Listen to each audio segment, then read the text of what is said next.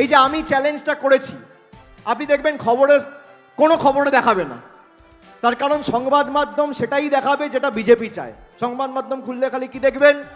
Income tax raid, ED raid, CBI red.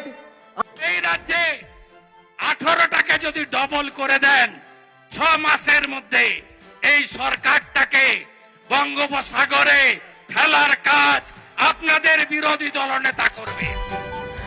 রাজ্যের বিরোধী দলনেতা শুভেন্দু অধিকারী বলছেন 18টা সিটের বেশি যদি হয় এবার বিজেপির, যদি ওটা ডবল হয়ে যায় 36 হয়ে যায়, তাহলে তৃণমূলকে একেবারে সবসুদ্ধ বঙ্গোপসাগরে বিসর্জন দিয়ে দেবেন। আর অন্যদিকে আঞ্চলিক এবং স্থানীয় তৃণমূলের সর্বভারতীয় সাধারণ সম্পাদক প্রতিদিন চ্যালেঞ্জ দিয়ে যাচ্ছেন। এত চ্যালেঞ্জ দিয়ে যাচ্ছেন, নিজেই কিছু মনে রাখতে পারবেন কিনা যথেষ্ট সন্দেহ আছে। এর আগেও আমরা তার চ্যালেঞ্জ দেখেছি।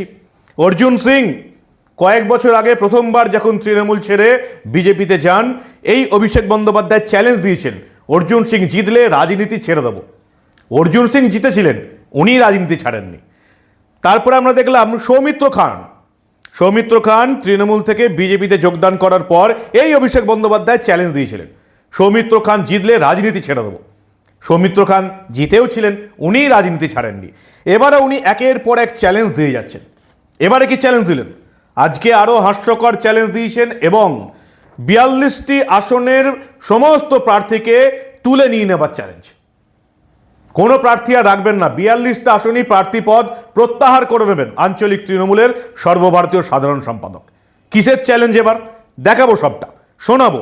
এই গুরুত্বপূর্ণ প্রতিবেদন শেষ অবধি দেখুন। আমি মানব, দ্য নিউজ বাংলায় আপনাদের স্বাগত জানাচ্ছি। অভিষেক বন্দ্যোপাধ্যায় মথুরাপুর লোকসভার আজকে জনসভাতে ভাষণ দিতে গিয়ে তিনি একেবারে ওপেন চ্যালেঞ্জ দিয়েছেন বিজেপিকে। 42টা আসনেই নিজেদের প্রার্থীপদ প্রত্যাহার করে নেবেন অভিষেক বন্দ্যোপাধ্যায়। কি ভয়ঙ্কর চ্যালেঞ্জ একবার ভাবুন তো। সেই চ্যালেঞ্জের উত্তরে বিজেপিকে কি করতে হবে? এই ভারতে যত মানুষ গ্যাস নেয়, রান্নার গ্যাস, প্রত্যেককে গ্যাস ফ্রিতে দিতে হবে। ভাবুন একবার, ভারতবর্ষের এত কোটি মানুষ গ্যাস ব্যবহার করে, রান্নার গ্যাস, প্রত্যেককে যদি ফ্রিতে গ্যাস দেয় মোদী সরকার, কেন্দ্রীয় সরকার, তাহলে 42টা আসনের প্রার্থীপদ প্রত্যাহার করে নেবে। এরকম অদ্ভুত কথা কেউ যে বলতে পারেন, অন্তত রাজনীতির নেতা হয়ে, রাজনীতির মঞ্চে, আমি অন্তত ভাবতে পারতাম না। মানে এই চ্যালেঞ্জটা কীরকম হলো বলুন তো? মানে এই চ্যালেঞ্জটা এমন হলো, এবার হয়তো পরের দিন, আগামীকাল দেখবেন এই চ্যালেঞ্জ দেবে, আপনি যদি আকাশের চাঁদটা এনে আমার হাতে দিতে পারেন, তাহলে আমি এই রাজ্য থেকে আমাদের একটা লোককেও রাখবো না, সব অন্য রাজ্যে চলে যাব। এটা এরকম হয়ে গেল। ঠিক কি বললেন আঞ্চলিক তৃণমূলের সর্বভারতীয় সাধারণ সম্পাদক? একবার শুনে নিন আপনারা। আর আমি বিজেপির নেতা, মন্ত্রী, প্রধানমন্ত্রী সহ সবাইকে হাত জোড়ে অনুরোধ করব যে আপনাকে লক্ষ্মীর ভাণ্ডার দিতে হবে না। লক্ষ্মীর ভাণ্ডার মমতা ব্যানার্জি আছে, দিচ্ছে। আপনারা পারলে খালি 1000 টাকার গ্যাসটা ফ্রি করে দিন। অভিষেক ব্যানার্জি মঞ্চ থেকে কথা দিয়ে যাচ্ছে, এই মঞ্চ থেকে, যে একটা নোটিফিকেশন করুক কেন্দ্রের সরকার এবং মানুষকে কথা দিক আগামী 5 বছর 1000 টাকার রান্নার গ্যাস আমরা ফ্রিতে দেবো। 42টা লোকসভা কেন্দ্রে আমি প্রার্থী তুলে নেবো, এত বড় কথা বলে দিয়ে গেলাম। ক্ষমতা আছে,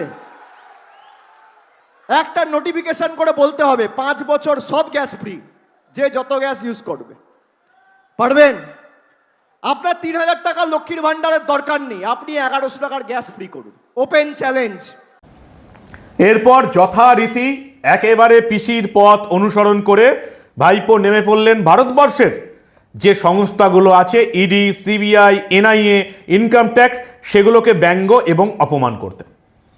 এত দেশবিরোধী কথাবার্তা তৃণমূলের মাথারা বলে যে তাদের আদৌ রাজনীতি করার যোগ্যতা আছে কিনা, আর তারা ভোটে দাঁড়ালে আমাদের আদৌ তাদেরকে একটা ভোট দিয়ে আমাদের ভোট নষ্ট করার অধিকার আমাদের আছে কিনা, সেটা এবার প্রশ্ন।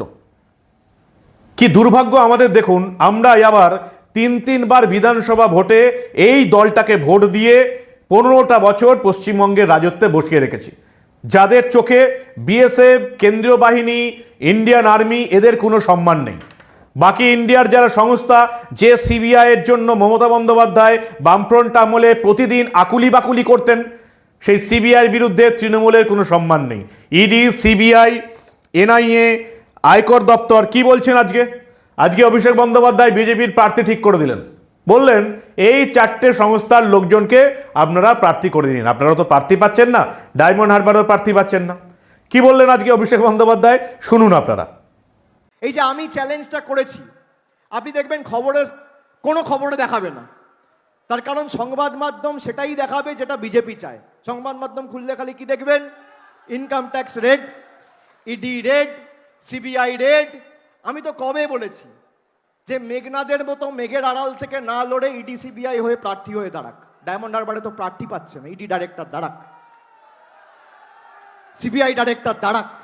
অনেক লড়াই তো করেছে, অনেক তল্পিবাহকতা এদের করেছে। মেঘের আড়াল থেকে লড়াই করার দরকার নেই, সামনাসামনি লড়াই করুন।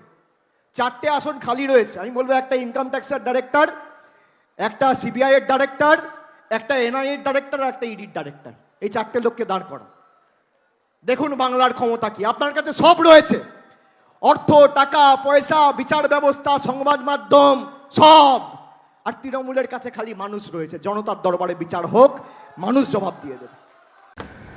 পিসিমুনির পথে হেঁটে ভাইপো একদম ওই একই পথে চলেছেন। যেমন মমতা বন্দ্যোপাধ্যায় বলেন, রাজ্যের সব বিধানসভা আসনেই আমি প্রার্থী, আমাকে দেখে ভোট দিন। আর বিধানসভা ভোট পেরিয়ে গেলেই যখনই চুরি দুর্নীতির দায়ে সেই সব বিধায়করা, মন্ত্রীরা ধরা পড়ে, তখন বলে এর সঙ্গে আমার কোনো সম্পর্ক নেই। যখন ভোটটা নেব আপনাদের কাছ থেকে, তখন সব আসনেই আমি প্রার্থী, আমি সব আসনের বিধায়ক। আর যখন চুরি দুর্নীতির দায়ে আমার বিধায়করা, মন্ত্রীরা ধরা পড়বে, তখন আমি কিচ্ছু জানি না। সেই একই পথে হাঁটতে শুরু করেছেন ভাইপো। আজকে বললেন যে আমি কথা দিয়ে গেলাম ডায়মন্ড হারবারের মতন করে মথুরাপুরেও উন্নয়ন করব। মথুরাপুর আমার নিজের কাঁধে তুলে নিচ্ছে। ছোট্ট করে একবার শুনুন পিসির চটিতে পা গলিয়ে ভাইপো ঠিক কি বললেন মথুরাপুরে গিয়ে। ডায়মন্ড হারবার, মথুরাপুর, জয়নগর, যাদবপুর একই দিনে ভোট। আমি ডায়মন্ড হারবারের প্রার্থী, মথুরাপুর থেকে লড়ছে ভাই বাপি হালদার। আমি আপনাদের শুধু বলবো, আমি সচরাচর খুব ভেবে চিন্তে কথা বলি।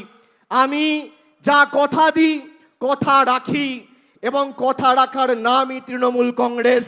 আমি আপনাদের আজকে বলে যাচ্ছি, ডায়মন্ড হারবারের লাগোয়া মথুরাপুর, আপনারা যেভাবে মথুরাপুরের 7টি বিধানসভায় 2019 সালে আমরা জিতেছিলাম প্রায় 2.5 লক্ষের ব্যবধানে, এবার 50,000 ভোট হলেও বাড়িয়ে ব্যবধান 3 লাখ করতে হবে। এবং আমি আপনাদের কথা দিচ্ছি, ব্যবধান আপনারা 3 লাখ করুন। বাংলা বিরোধীদের উৎখাত করতে মমতা ব্যানার্জির হাত শক্তিশালী করুন। ডায়মন্ড হারবার যেমন আমার নিজের লোকসভা কেন্দ্র, আজকে এই সভা থেকে মথুরাপুরের সার্বিক দায় উন্নয়নের দায়িত্ব আমি আমার কাঁধে তুলে নিয়ে যাচ্ছি।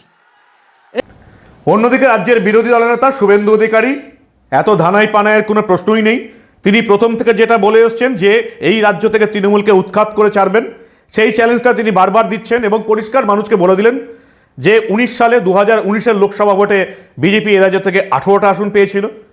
ওটা যদি এবছর বাড়ে, যদি ওটা ডবল হয়ে যায়, 36 হয়ে যায়, তাহলে তৃণমূলকে একেবারে বঙ্গোপসাগরে ভাঁজকে দেবেন। ঠিক কি চ্যালেঞ্জ দিলেন রাজ্যের বিরোধী দলনেতা, শুনুন আপনারা। মায়েরা ঝাঁটা ধরবেন না, ধরবেন না ঝাঁটা। 4 লক্ষ মাধ্যমিকে ছাত্রছাত্রী কমেছে, 2 লক্ষ উচ্চ মাধ্যমিকে ছাত্রছাত্রী কমেছে। কি বেড়েছে শুনবেন? ডিয়ার লটারি তো আগেই বললাম, 21,000 নতুন মদের দোকান দিয়েছে এই রাজ্যের মদশ্রী মুখ্যমন্ত্রী। আপনাদেরকে 21,000 মদের দোকান দিয়েছে। একে আরো ভোট দেবেন? হ্যাঁ, এটা বিধানসভার ভোট নয়, কিন্তু এই রাজ্যে 18টাকে যদি ডবল করে দেন 6 মাসের মধ্যে, এই সরকারটাকে বঙ্গোপসাগরে ফেলার কাজ আপনাদের বিরোধী দলনেতা করবে। ভরসা আছে তো? বিশ্বাস আছে তো? বিশ্বাস আছে তো? ভোট হবে তো? বিরোধী দলনেতা বলছেন যে এই রাজ্য থেকে তৃণমূলকে বঙ্গোপসাগরে ভাসিয়ে দেবো, সেটা তো একদিন হবেই। এই চুরি দুর্নীতির রাজ্যে কয়লা পাচার, গরু পাচার, গরিবের খাবার চুরি, কলপায়খানা চুরি, যোগ্য শিক্ষকের চাকরি চুরির রাজ্যে শাসক দল যে আর বেশি দিন নেই সেটা আমরা বুঝতেই পারছি। আর অন্যদিকে রাজ্যের শাসক দলের যুবরাজ বলছেন প্রার্থীপদ প্রত্যাহার করে নেবো। তার জন্য কি করতে হবে? গ্যাস ফ্রিতে দিতে হবে। মথুরাপুর পুরো আমার কাঁধে তুলে নিলাম, উন্নয়ন করব। কি উন্নয়ন যে হচ্ছে, চুরি দুর্নীতির উন্নয়ন যে করবেন সেটা পরিষ্কার বোঝাই যাচ্ছে। আর সেই সঙ্গে ভারতবর্ষের যে সমস্ত সংস্থা, ইডি, সিবিআই, আয়কর দপ্তর, এনআইএ, যারা এত ভালো কাজ করে যাচ্ছে গোটা দেশের হয়ে, তাদেরকে ব্যঙ্গ এবং অপমান করার স্বভাব, পিসির স্বভাব ভাইপোরও গেল না। কি বলবেন আপনারা? সবই তো দেখছেন, শুনছেন। আপনাদের মূল্যবান মতামত এবং গুরুত্বপূর্ণ মতামত জানান দা নিউজ বাংলার কমেন্ট সেকশানে। নিজেদের ভোট অত্যন্ত মূল্যবান। কোনো নোংরা কদর্য লোককে ভোট দিয়ে, নোংরা কদর্য পার্টিকে ভোট দিয়ে নিজেদের ভোট, মূল্যবান ভোট একদম নষ্ট করবেন না। তাহলে ওই আপনাদের ছেলে মেয়েদের মাতঙ্গিনী হাজরা মূর্তির নিচে বসে কাঁদতে হবে, যোগ্য শিক্ষকের চাকরি চুরি হয়ে যাবে, গরিবের কলপায়খানা আবাসন চুরি হয়ে যাবে, গরিবের রেশন চুরি হয়ে যাবে। আর যেই জেলে যাবে নেতারা, সঙ্গে সঙ্গে দোষ হয়ে যাবে কার? ইডি, সিবিআই, ইনকাম ট্যাক্স এবং এনআইএর। এই দলটাকে ভোট দেবেন আপনারা? এটা নাকি পরিবর্তনের সরকার? দেখতে থাকুন দা নিউজ বাংলা। আমরা আবার এই ধরনের কোনো ঘটনা চেপে রাখতে দেব না।